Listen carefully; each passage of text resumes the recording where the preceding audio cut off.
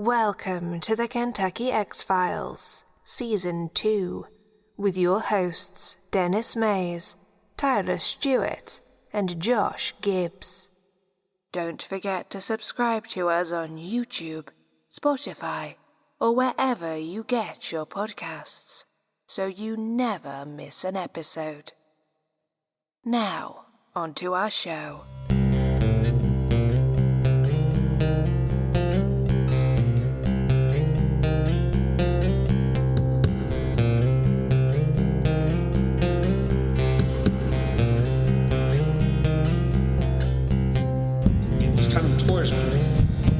Crouched down. For me, at first, I thought it was just a footage thing.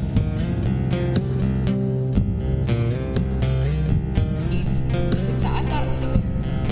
You could tell the difference between like a small, spindly leg creature and something with a larger foot. And it was big, whatever it was. It ran straight down at us and just stopped. It was pitch black. Couldn't see it.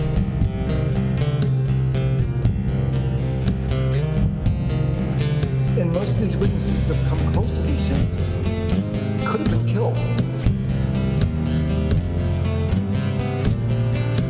It was beating on the side of the house. I didn't get the side of the house as it went by.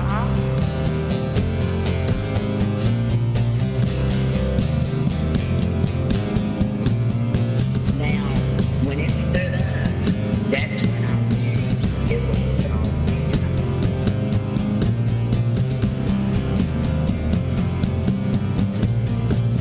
I needed someone to have pure faith in a higher power at that moment, and nobody fucking did.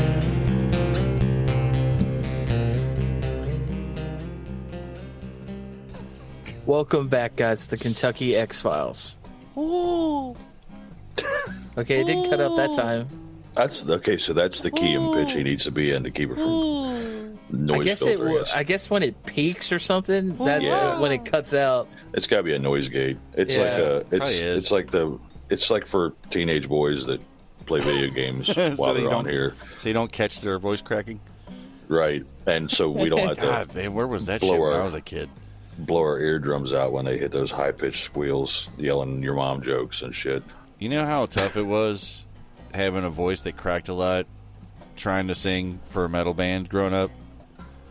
That was it was rough. No, because I'd be trying to sound awesome, and my voice would just crack in the middle of it, and I'm just like, oh, God. And it's that would suck. You know, even if your band's really supportive, they still kind of give you the little sideways glance, and you're like, yeah, he heard that. He heard that. What am I doing over there? Yeah, it sucked. I instantly regretted even trying to do that at that time in my life. Yeah, I'm glad you didn't give up, though. I didn't give up. I still suck, but I didn't give up. I don't think you suck. I mean, yeah. I guess this is a motivational podcast now. Yeah. Tell me I'm pretty. You're pretty. Tell me I'm pretty. You know, I want to say thank you. I feel much more. I got a lot more self-esteem than I did a minute ago. Well, good. I feel real good. I feel real good about what we're doing here tonight. Glad we could help you. Yeah. So it seems like the folks out there like having a Thursday episode. And right.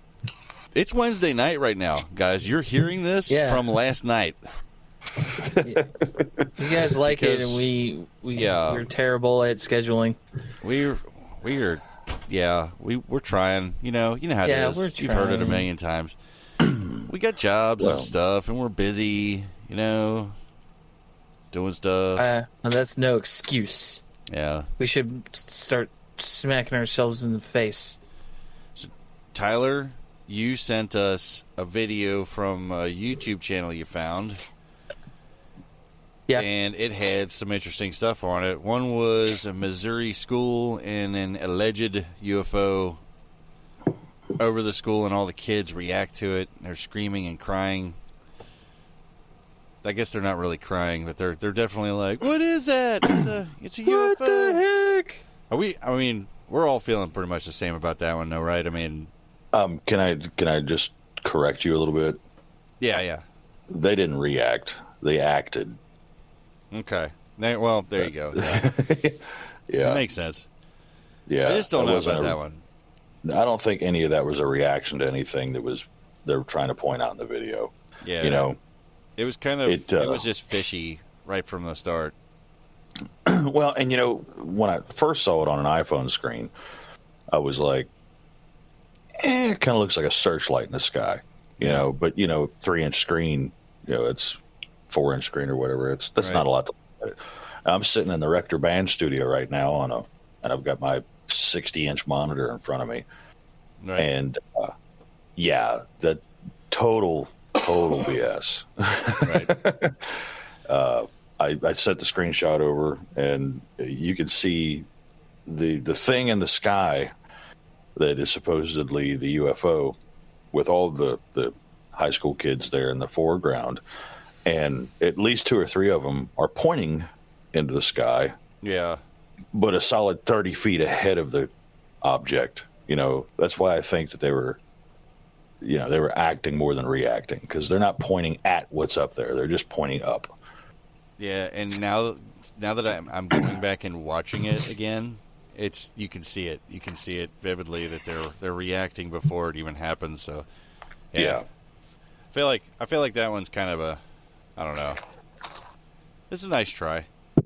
Yep, that's encrypted prison.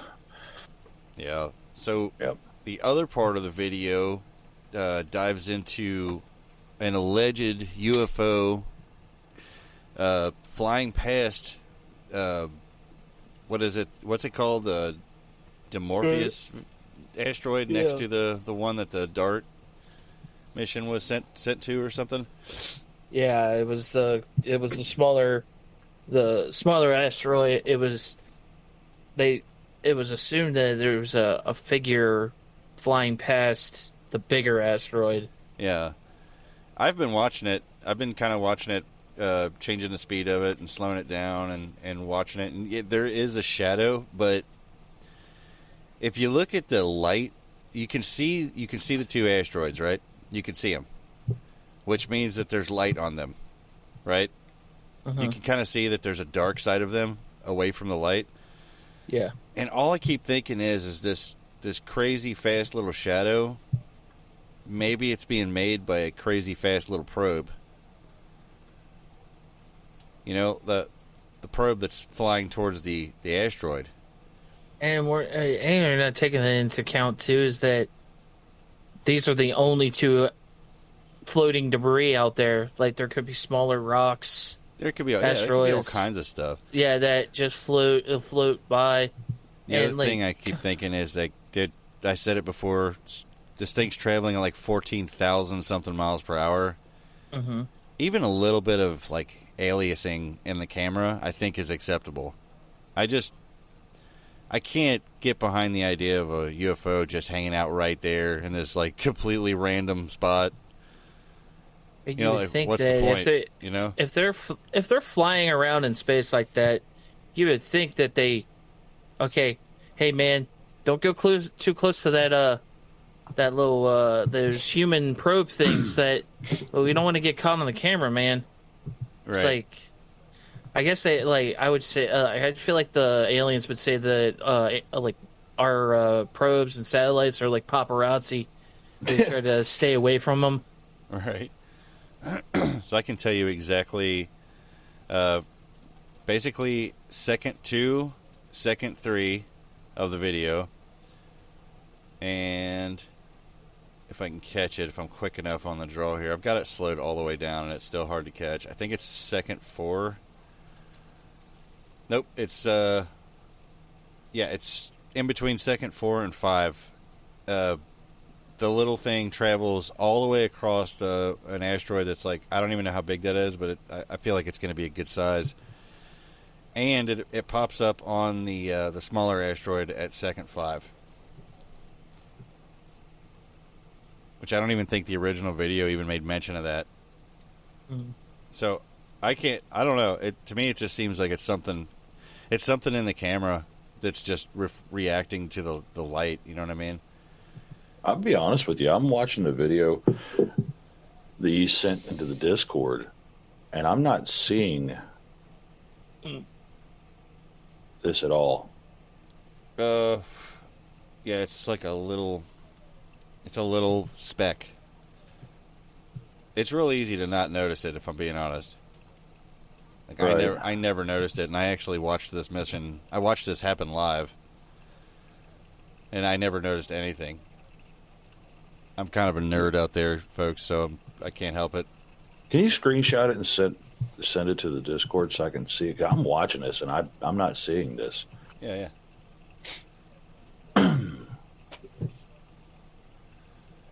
Let me see if I can slow this down even further.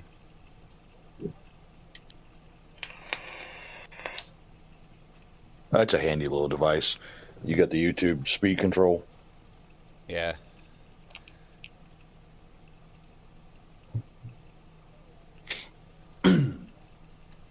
Okay, so it's literally going to look like a spot of dust on my screen. And I will send it over right now. All right. So if you open up the original there's going to be a tiny little speck on the the big asteroid. Like I said, really hard to see. You can zoom in, you can see it. And that little speck flies Okay. in a diagonal pattern up towards the small asteroid, which is why I think it's the shadow of the probe itself. But, you know, like, not to discourage people out there. I know there's a lot of people that probably saw this and were like, oh, my God, no, dude, that's a UFO. Check it out, man. It's not that big of a deal. They flew a probe into an asteroid to see if they could deflect it. And guess what, folks? NASA just released the news. It worked. They actually changed the path of this little asteroid. So I think that's a really big deal, because that right there shows that we're beginning to be able to master the skies a little bit, the unpredictability of space. Right. We never know when it's going to send a giant, death ball of doom at us, and to have a plan is a big deal. I mean, yeah, that's quite a bit larger deal than an issue with pixelation. Absolutely.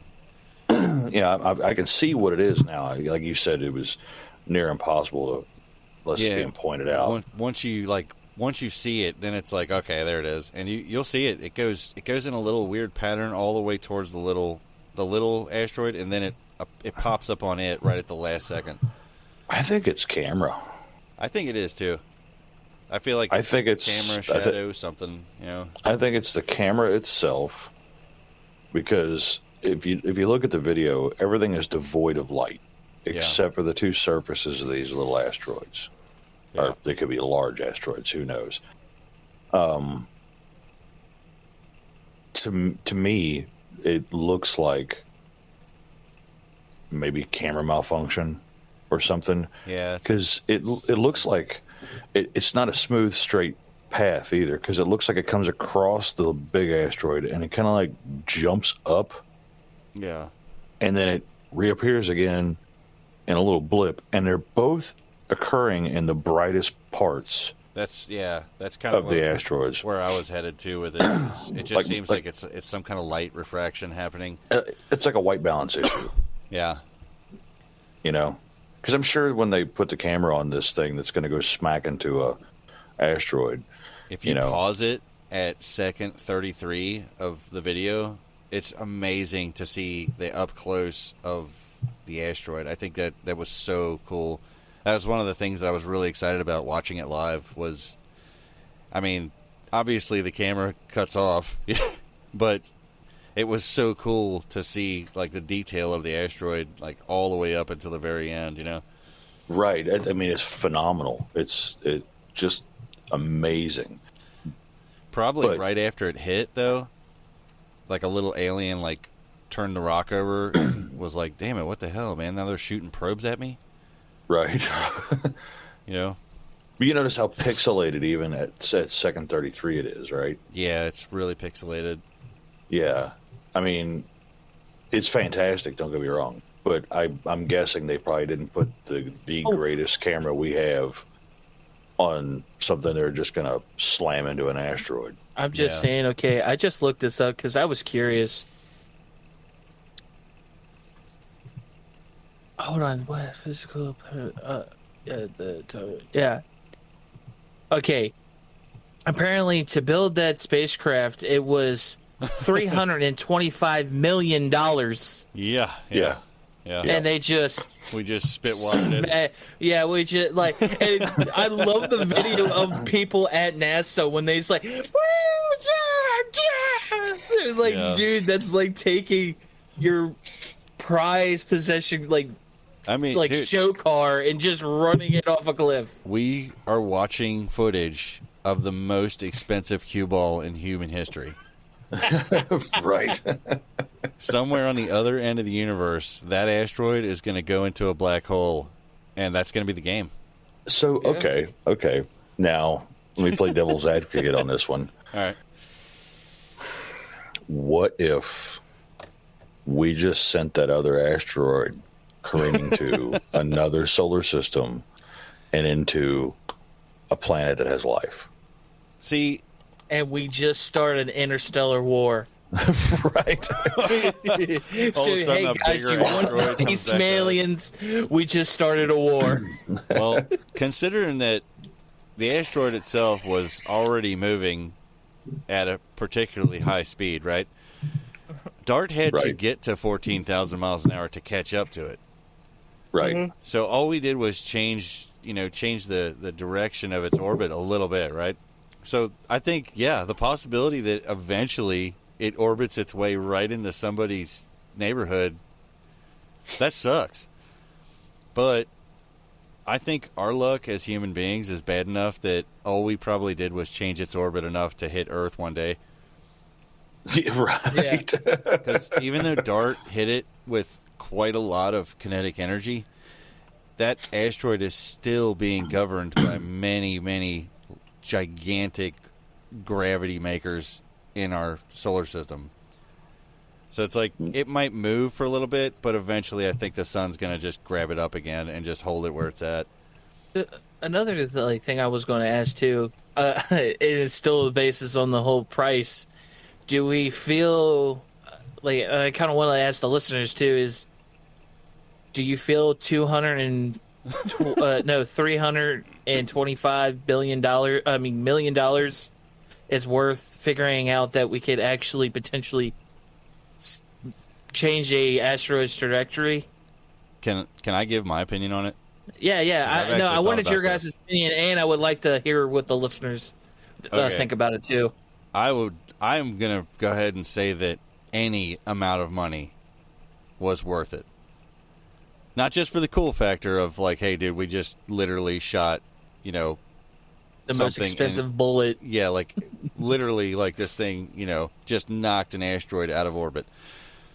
There's a huge badass factor there that I don't want to like, we swat asteroids out the sky. Yeah, like we just wake up in the morning and just knock them down, whatever.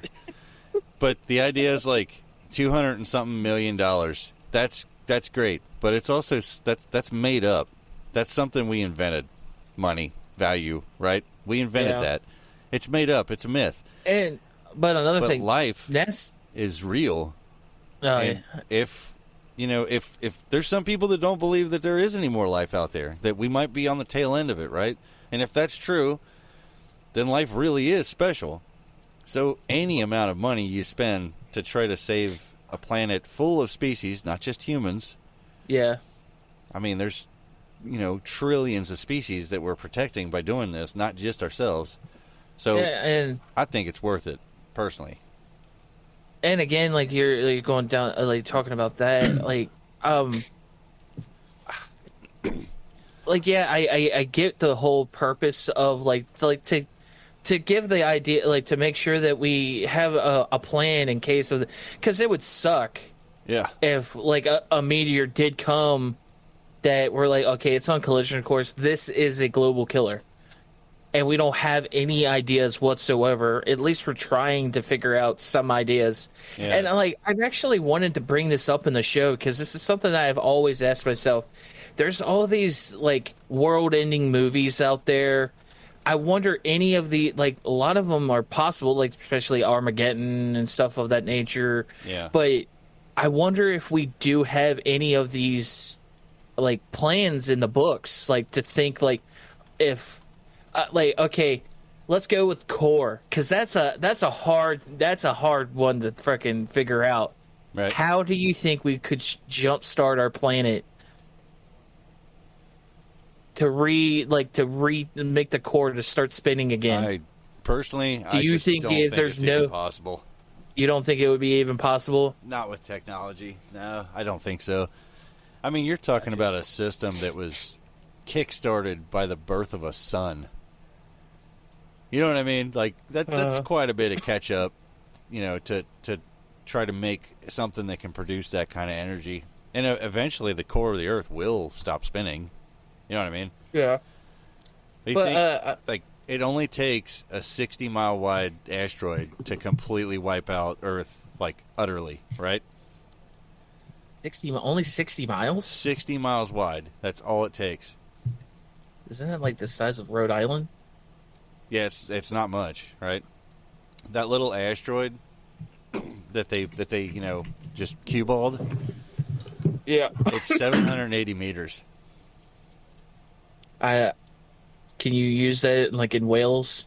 Okay, Yeah, so this is America. That's like 150 whales.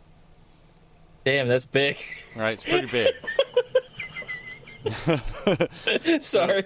That one itself is not the one they hit. It's not particularly. It's not a real it's not a big threat. It's massive. Yeah. You know what I mean?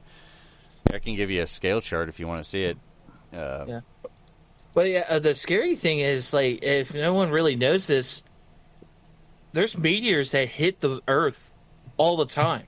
Oh yeah. They just get broken up like going through our atmosphere. So they turn into some of them are the size of baseballs, basketballs normally. I think they've actually said that there's some that actually are the size of Volkswagens that hit the Earth I want to say on a consistent basis. You mean the size of catfish in the Ohio River? Yeah, the size of catfish in the Ohio River. Only observable if you're a damn welder. Yeah, that's it. But yeah, what do you think, Josh? Do you feel like the money is worth it? Yeah. I mean, you think about that amount of coin, but it's divided up amongst so many sources. There was obviously a pool of cash. Oh, yeah. Are there other things that could have been done with the money? I'm sure. Everybody's got their ideas, know.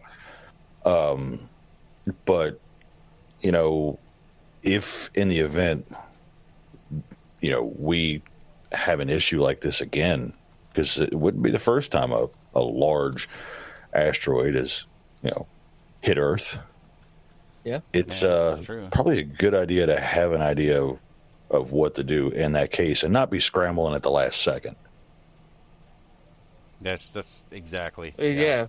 That's kind of like what I was saying about the movie ideas. Do we have some of these world-ending scenarios? I would assume that our government and scientists would have some type of thought process.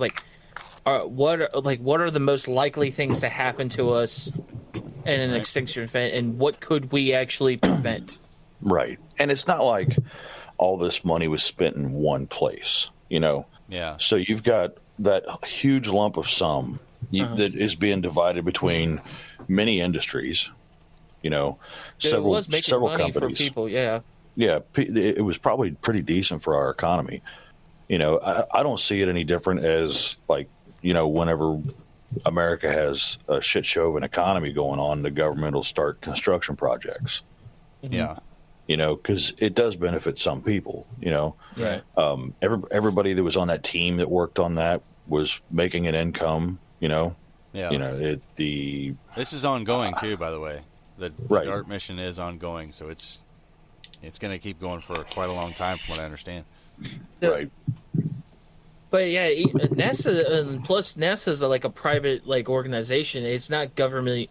Like it's not. This money is not taxpayer. This Right. they have like other people on the outside, like billionaires and millionaires and shit that donate money to this cause. Well, SpaceX was involved in it. Yeah. Was SpaceX involved? Yep. They're listed on the sheet. SpaceX. And I tell you what, okay. Oh yeah, that's right, because SpaceX is starting to like they do all the launches now. My condolences to the people who go to school at Auburn and University of Colorado and University of Maryland and Northern Arizona University because of your tuitions. Oh yeah, no shit. Because these were all involved. I'm sure that you probably chucked up a little coin for that. Yeah, no kidding. I actually have the results of the impact. If you guys want to hear it, I think this is really cool. It says, okay, for the last 2 weeks, NASA's been collecting data. It is the 12th. This article was put out on the 11th, so I've been only sitting on it for a little bit. It says here that prior to DART's impact, it took Dimorphos 11 hours and 55 minutes to orbit its larger parent asteroid, Didymos. I don't know if that's how you say it, but for the sake of the show, it's Didymos. It looks like Didymos. Didymos. Since DART's intentional collision with Dimorphos on September 26, astronomers have been using telescopes on Earth to measure how much time has changed. Now the investigation team has confirmed that the spacecraft's impact altered Dimorphos' orbit around Didymos by 32 minutes, shortening the 11-hour and 55-minute orbit to 11 hours and 23 minutes. This measurement has been the margin of uncertainty of approximately plus or minus 2 minutes. And this result is one important step towards understanding the full effect of DART's impact with its target asteroid. This is the first time humankind has ever altered the course of a celestial body using technology. What? I think that's History. amazing. No. Okay, Didymos. Did you know when that was discovered? April 11th, 1996. Oh, no kidding. And then Dimorphos was discovered November of 2003. That's weird because Didymos it's a moon. Like It it's was an a asteroid. moon? Didymos, the one that they hit, is a moon of Dimorphos. Or sorry, but I got them Didymos. backwards. Yeah, backwards. Didymos is the bigger one. Yeah. Yeah. Who names these yeah. things? Like Jesus. Yeah. Okay, And it's not like because it says that Didymos was discovered by Spacewatch. Very cool. So that's I wonder if they knew when if they had any idea when they discovered it. Like, you know what? We discovered this, but somebody's going to launch something at it. Well, this one was day. this one was the bigger one when they discovered. The bigger one was the one that was discovered in 1996. Yeah. The smaller one, the one that we actually hit, was in 2003. So when we discovered that, we're like, we're gonna send a mission to hit this bastard. I think it's amazing because now, like we have like in physics we have an understanding of binding energy. Are you guys familiar with that term, binding energy? No, I'm Find not. something. It's basically it goes all the way down to every particle of anything you've ever looked at, right? Like if you run up and you punch a brick wall, is the brick wall going to break or is your hand? And it's almost ultimately going to be your hand because the brick, even though it's less complex than your hand is, it has more binding energy holding it together, right? Okay, that makes So sense. If you launched that little probe at the little moon, that they hit here on Earth, it would have just shattered and wouldn't have made any kind of anything. But now now we're understanding that in space we can actually rely on kinetic force more than we have to really factor in binding energy. But I mean, obviously, the bigger it is, you're probably going to need more impact. But that's a lot less to worry about than I wonder what the binding energy of that asteroid is. You know what I mean? That makes sense. So it's pretty cool. Yeah, because I mean, in one of the things that affects binding energy, now that I'm understanding the terminology, would be friction. Sure. And mass. Yep. And neither of those are as big a deal in space as they are on Earth, where the gravity is much stronger. Right. You'd be relying on... you pretty much can take and you can put density on a back burner, and you can focus on just creating the biggest kinetic hit that you possibly could. And that's pretty much what they did. And they shaved 30 something minutes off of its orbit. But Jesus, dude, that's an asteroid in space, and they literally bumped it. That's awesome. I wonder what the butterfly effect on this is going to be. Well, to help you with that, the ESA, the European Space Agency, has a mission. Hera is planned to arrive in the what's the name of the damn thing? Didymus system in 2026 to further study the effect of the impact of the moon. Okay. So we have to wait 4 more years to get that information. Oh, shit. I wonder if anybody's nervous. Hopefully nobody from NASA listens to this and hears Josh say that, and they're going to be like, oh. Oh, shit. Shit. Carl, why didn't you think about the fucking butterfly effect? Fuck! Fun fact out there, the binding energy of the moon is why all of the asteroid craters are round. If you guys didn't know that. No, I did not. It's one of them things where the moon is round, right? And it's getting hit by asteroids like all the time, and in whatever meteorites. And you would almost think like, well, why aren't the impacts in a diagonal? You know what I mean? Because they're not always hitting it direct on, right? Yeah. Well, it turns out the binding energy of the moon is much greater than the impacts, so it kind of forces them down into a round impact crater. Huh. Kind of like That's how a a good bubble point. is formed. I love physics, man. I'm not smart enough for like a lot of like the more advanced physics, but what I can understand fascinates me. It's like the most awesome field and terrifying. Like, whenever a physicist says, like, yeah, we have this, but we don't know what it means, I'm like, dude, you should never say that. Because you're, like, the greatest minds on the planet, and if you don't understand it, dude, the rest of us are screwed. Oh, here to help you guys. Okay, Didymus is a Greek word for twin. Right. And then Dimorphous is the Greek word for having 2 forms. Huh. Yeah, that makes sense. Dimorphism. Yeah. Yeah, dimorphism. Yeah. That's why I was like thinking. I was like, "What are they calling this? Like, why would they say it, like call it that? Just because it's smaller? It's as similar as the other one, so it's just smaller." Every time we say Didymus, it makes me think of Mickey Mouse. it's Mickey Mouse's cousin. Like it's an evil version of Mickey Mouse. It's like Doodle Bob. We could tell what generation Tyler's from. Doodle Bob. Yeah, Denny knows it. Oh yeah, my kids were big into SpongeBob. Yeah, was like my Tyler favorite. Tyler was big into SpongeBob. Were you? Were you, Tyler?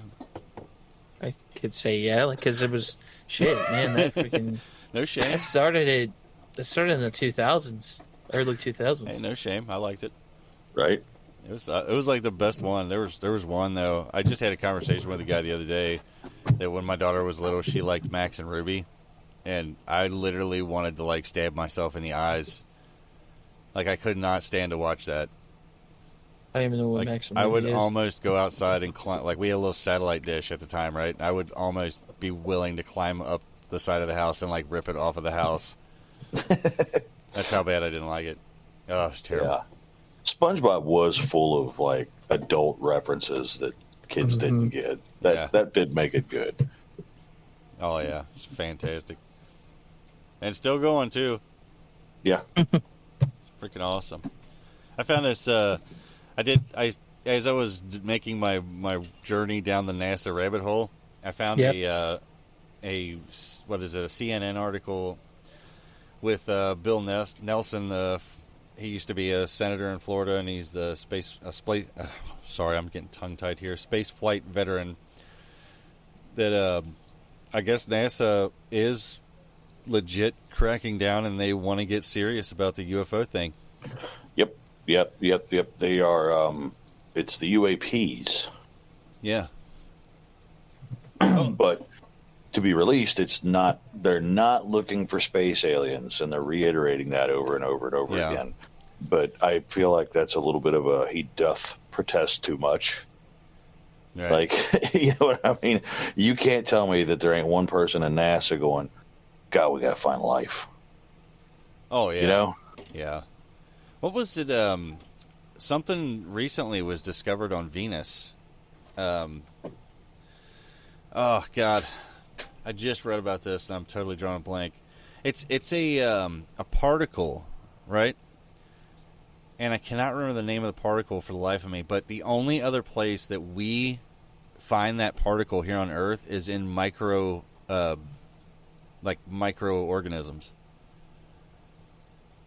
And they found it on Venus.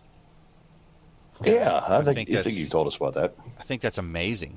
Yeah, I know they got that awesome. going on, and then out in the outer side of the solar system, they have what is it, methane coming off of one of the moons of Jupiter. And it's like there's like these little things like that are like, kind of hinting like, hey, life could be here. It's just not going to be what you're expecting. Might not be a space alien, but isn't methane normally a byproduct of life? Yeah, a lot of times. Yeah. I'm trying to find this, what this particle is called on Venus, because it's amazing. Isn't it like, what's the word I'm looking for here? Isn't it like often discussed that Venus could have been what Earth is, but there was issues with basically the greenhouse effect. Yeah, that kept it from happening. Basically, like Venus is the ultimate example of the greenhouse effect. Yeah, and it's funny too because the planet itself doesn't orbit at the same speed that its atmosphere does. Like it doesn't rotate, is what I'm trying to say. It rotates at one speed, but its atmosphere is literally cranking along at like 30, 40 times that speed. So it's just got a tremendous amount of pressure, right? I think they said it was equal to like 3,000 feet under the ocean or something like that. Oh, goodness. Yeah, that'd be difficult. Phosphine is the chemical they found. It's on Earth, the only way to find a natural source of phosphine is in microbes. The gas is often associated with feces. That's poop out there, folks. Venus is full of shit. Oh, We're man. gonna get a probe in there as soon as we can. Yeah. Just replay that whole sentence back a few times if you need to.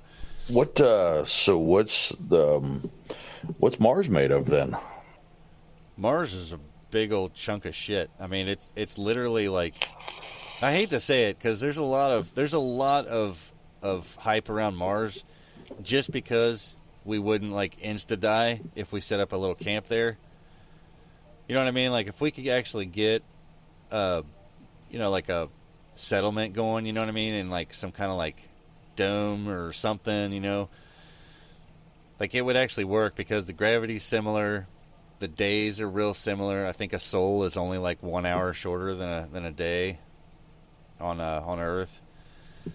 So it's like there's a lot of stuff we can work with there. You know what I mean? Some of like the materials there that's got ice caps. They even think they might have found like prehistoric, single-celled organism fossils there where they don't know for sure. NASA's really got it in for Mars, and Elon Musk is like, dude, I'm pretty sure he's got like posters of Mars in his like bedroom, like everywhere. Like he wants Mars bad, right? Right. And it's just the fact that we could possibly get there, and we could probably get started. But I hate to say it, as like current technology, I mean, it's a one-way trip, folks. Like if you go to Mars, that's where you're going to live the rest of your life. Hopefully, it's a long one. The only downside is that it has no atmosphere whatsoever. It has literally nothing protecting you from the other part of the sun that we don't like. Yeah, you need at least one atmosphere. Yeah, you're going to have something. Just one. I mean, that helps a lot. Because, our atmosphere is not, if you were going for the ideal atmosphere, our atmosphere is kind of like 15-20% in what you'd want. Because it still lets a lot of radiation in. But we've got an ionosphere that's helping with it, that deflects just enough of it. We have an atmosphere that gets rid of a lot of it. We've got like multiple systems that are like working to protect our asses. You know what I mean? A lot of people are like, man, it probably takes like a specific thing for life to occur. I think it's just like you get lucky. You get lucky because we got lucky. Our planet's like just enough good to be awesome. That probably didn't make any sense, but in my brain it does. It's like Earth is not the perfect world. It's good, I think the only advantage Venus would have, other than being 800 degrees in the shade, would be like it has an atmosphere that literally lets zero radiation in. So Venus is not radiated at all. Like there's no harmful rays getting through those clouds. But in all honesty, though, that's the only place that would be habitable for us. Remember in Star Wars, the Cloud City? What was his name? Lando? Yeah. Yeah, Lando's Cloud City. That's pretty much what you'd have to have if you were going to live on Venus. Because there would be, I think they said the upper atmosphere was like 150 degrees, which is much closer to like, okay, we can deal with this. I think was it the Russians that shot the first probe to Venus? I think so. First probe to Venus. Let's see. Yeah, I think it was. It lasted it yeah, it lasted 42 minutes. That's how long it lasted once it landed. That says a lot right there. You got to think they were planning on it. You know what I mean? Like they knew what they were sending it to. So that was the best we could throw at Venus at the time. And it only bought us 42 minutes. And if you look at the pictures of Venus from that, from what they gathered, it's crazy. There's so much pressure in that atmosphere. The rocks are flat. Like that's insane. It's incredible. Like it's just so cool, man. What they call it, Earth's evil twin or whatever. That makes sense. Yeah, it's fucking neat, man. I'm a huge nerd for this shit. Like I love it. I love everything about it. I always want to know more. You know what I mean? It's just so cool.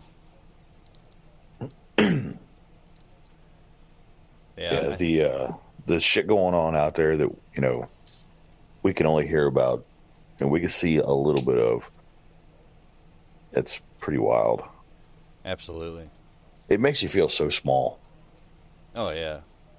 That's why it's like when it comes back to the whole like UFO and life and aliens and all that, part of me, it kind of jumps in with that whole crowd where it's like, dude, there has to be. Like, there has to be somebody out there. You know? But then that one theory, man, the dying universe theory, where we're at the tail end, I don't know. It's something about it, man. Just makes sense. It's like we don't know, you know. Nobody who wrote the like ground rules of life in a universe. You know, we have no idea. Like this stuff is stuff we're learning as we go. So who knows? Yeah, and our information changes year to year. You know, Yeah. We think we know something, and then we get to figure out exactly how wrong we were. Right. Yeah, I don't know.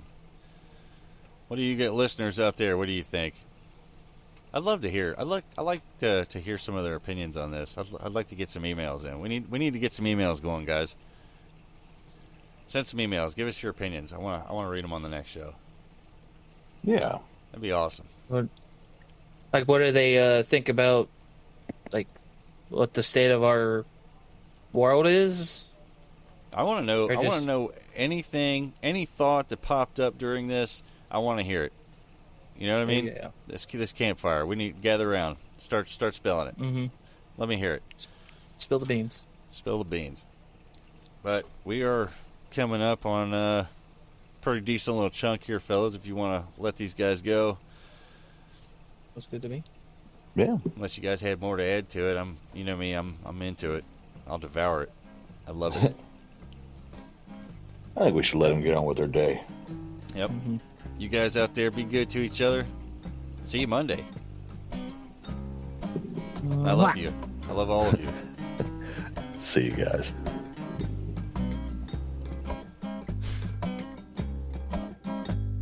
Who did it? Who did it?